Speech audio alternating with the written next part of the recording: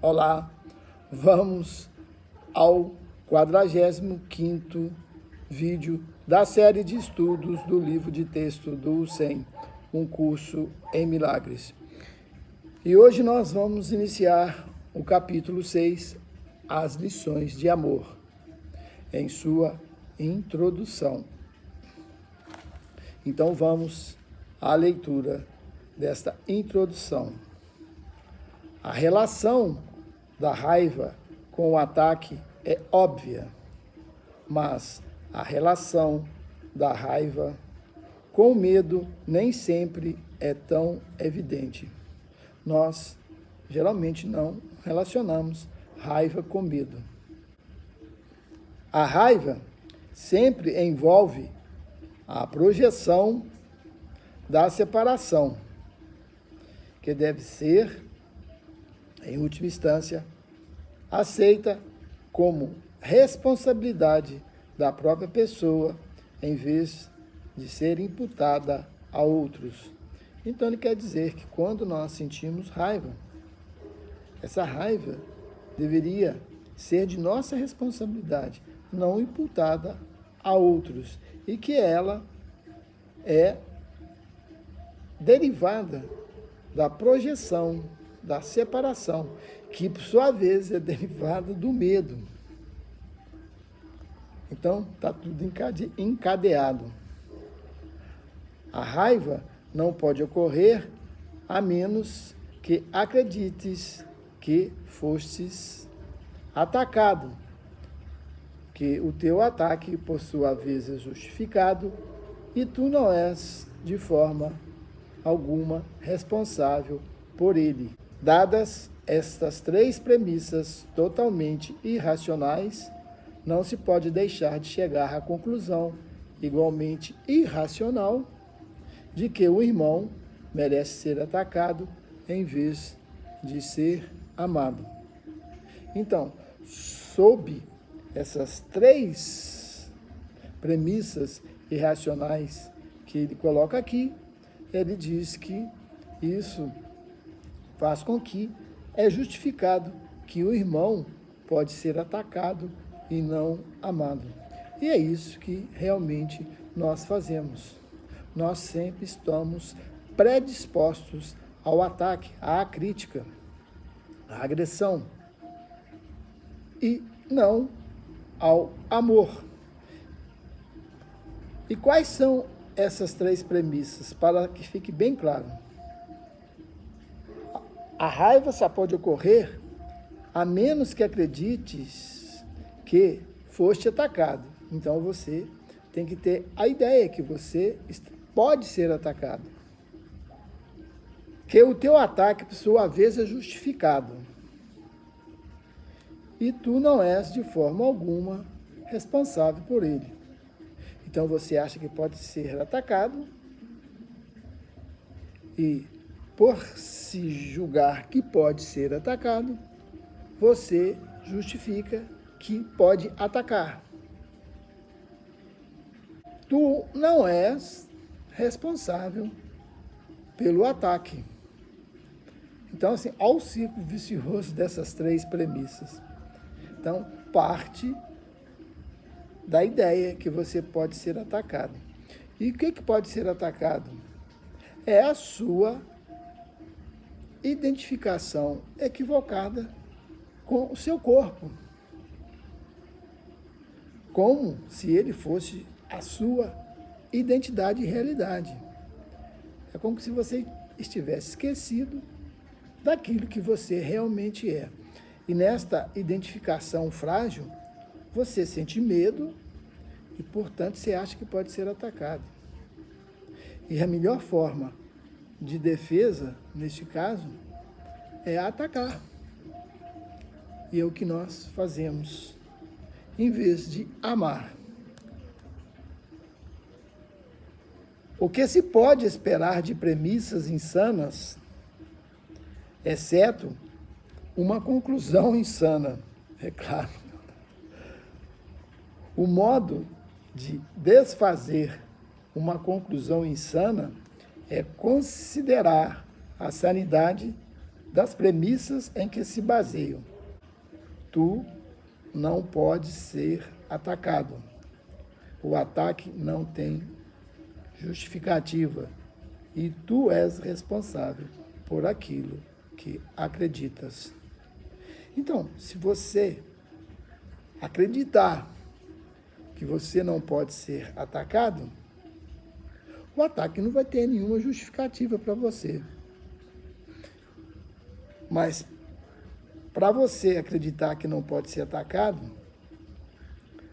nós não teríamos que nos identificar somente com o nosso corpo. Nós teríamos que estar além dessa situação, ou ter conhecimento daquilo que verdadeiramente somos. E aquilo que verdadeiramente somos não pode ser atacado. E ele, na última, diz: tu és responsável por aquilo que acredita. Então, a raiz da coisa está em você descobrir, ter conhecimento daquilo que você é. Mas vamos continuar. Foi pedido a ti que me tomasse como teu modelo de aprendizado, já que um exemplo extremo é particularmente útil como instrumento de aprendizado. Esse exemplo extremo que ele fala aqui, que ele vai mencionar mais para frente, é sobre a crucificação. Todo mundo ensina e ensina o tempo todo. Essa é uma responsabilidade que assumes inevitavelmente no momento em que aceitas qualquer premissa. Então você vai ensinar naquilo que você acredita. E ninguém pode organizar a própria vida sem um sistema de pensamentos. Uma vez que tenhas desenvolvido qualquer sistema de pensamento, vives em função dele e o ensinas. A tua capacidade de te aliares a um sistema de pensamento pode estar mal colocada, mas ainda assim é uma forma de fé e pode ser redirecionada. E aqui nós vamos entrar na seção 1, que é a mensagem da crucificação, na qual ele vai redirecionar todo o nosso sistema de pensamentos sobre a crucificação. Então vamos adentrar ao pensamento daquele que passou pela crucificação. Só ele tem, vamos dizer assim, a autoria, o poder de nos dizer o que ela significa, pois ele a viveu na carne. Com o propósito de aprender, vamos considerar mais uma vez a crucificação. Eu não me alonguei nisso antes, devido às conotações amedrontadoras que podes associar a ela. A única ênfase que lhe foi dada até aqui tem sido dizer que não é uma forma de punição. Aqui ele já começa a redirecionar os nossos pensamentos, que a crucificação, para ele, não foi considerada uma forma de punição. Porém, nada pode ser explicado somente em termos negativos. Há uma interpretação positiva da crucificação que está totalmente destituída de medo. Portanto, é totalmente benigna no que ensina, se é propriamente compreendida. A crucificação nada mais é senão um exemplo extremo. Seu valor, como o valor de qualquer instrumento de ensino, está apenas no tipo de aprendizado que facilita. Pode ser e tem sido compreendida de forma equivocada. Isso se deu somente porque aqueles que têm medo estão predispostos a perceber temorosamente. Nós não a compreendemos porque a percebemos de forma temerosa, nos assusta, nos incomoda, exatamente por estarmos identificados somente com essa condição temporal e corporal. Isso é uma ameaça para essa condição de percepção nossa. Eu já te disse que pode sempre recorrer a mim para compartilhar a minha decisão e assim fortalecê-la. Eu também te disse que a crucificação foi a última jornada inútil que a filiação precisa fazer e que representa a liberação do medo para qualquer pessoa que a compreenda. Embora anteriormente eu só tenha dado ênfase à ressurreição, o propósito da crucificação e como ela, de fato, conduziu à ressurreição, não foi ainda esclarecido. No entanto, ela tem uma contribuição definitiva a fazer para a tua própria vida e, se a considerares sem medo, ela te ajudará a compreender o teu próprio papel como professor. Então, se a gente está liberado do medo,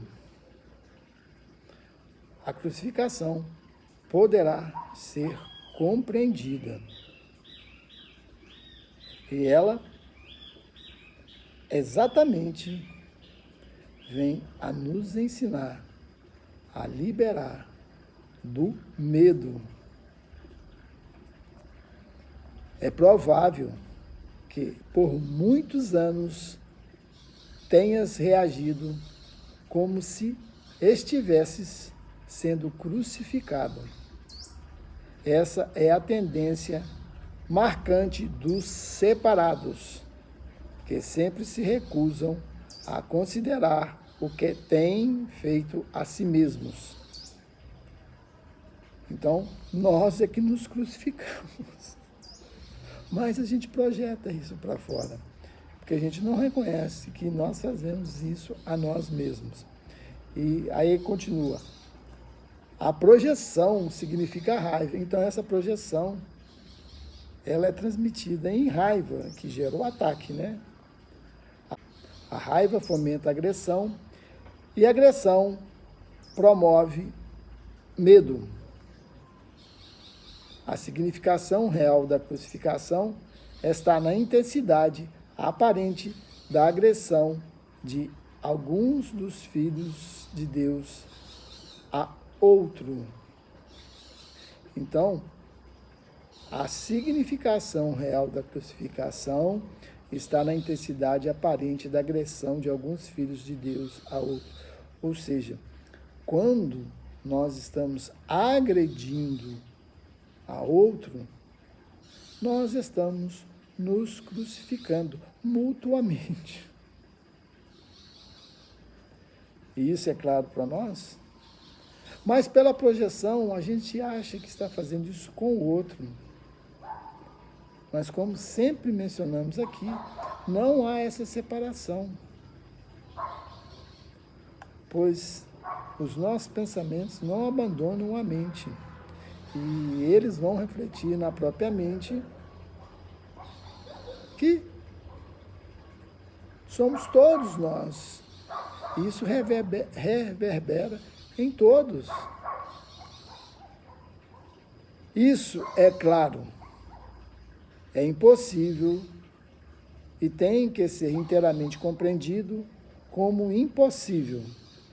Ou seja, você agredir um filho de Deus. De outro modo, eu não posso servir como modelo para aprendizado. A agressão, em última instância, só pode ser feita ao corpo. Então, se você se considera como um indivíduo num corpo, aí você pode ser agredido. E, como nós falamos anteriormente, e se sentirá muito vulnerável e disponível ao ataque.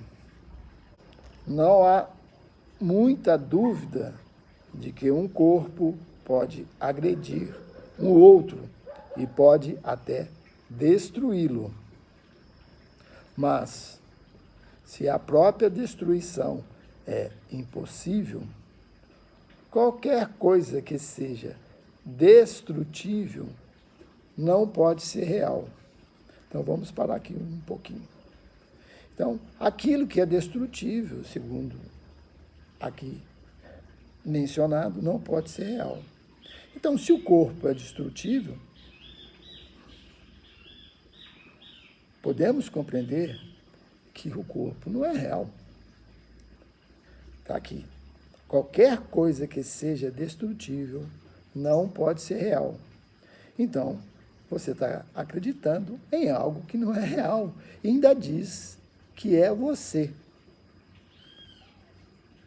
Sua destruição, portanto, não justifica a raiva. Como é que você vai compreender isso? Que sua destruição, ou seja, a destruição do corpo, não justifica a raiva. Por isso que ele se entregou a este ato, pois ele sabia, né, o que estava fazendo. Ele sabia que não era aquele corpo. Na medida em que acreditas que justifica, ou seja, a raiva, estás aceitando falsas premissas e ensinando-as a outros. Então, quando você acha justo ter raiva e agredir e atacar, é isso que você está ensinando às pessoas. A mensagem que a crucificação pretendia ensinar era a de que não é necessário que se perceba nenhuma forma de agressão na perseguição, porque não podes ser perseguido. Se respondes com raiva, não podes deixar de estar te igualando ao que é destrutível e, portanto, considerando a ti mesmo de forma insana. Então, quando nós justificamos a raiva, agimos sobre o império da raiva, nós estamos nos igualando ao que é destrutivo. Portanto, considerando a nós mesmos de uma forma insana, de uma forma não real, pois ele diz aqui que aquilo que é destrutivo não pode ser real. Então, tudo aquilo que nós sentimos, embora nós damos realidade a isso não é real. E dentro disso, dessa compreensão que nós temos, jamais vamos compreender o que ele tem como realidade sobre a crucificação, pois não era isso que ele queria nos ensinar. Ele queria nos ensinar completamente o contrário. Mas vamos continuar. Tenho tornado perfeitamente claro que eu sou como tu e que és como eu, mas a nossa igualdade fundamental só pode ser demonstrada através de uma decisão conjunta. És livre para perceber a ti mesmo como um perseguido, e se assim escolheres. Contudo, quando escolhes reagir deste modo, poderias te lembrar de que, segundo o julgamento do mundo, eu fui perseguido e não compartilhei dessa avaliação de mim mesmo. E porque não a compartilhei, não a fortaleci. Ofereci, portanto, uma interpretação diferente do ataque.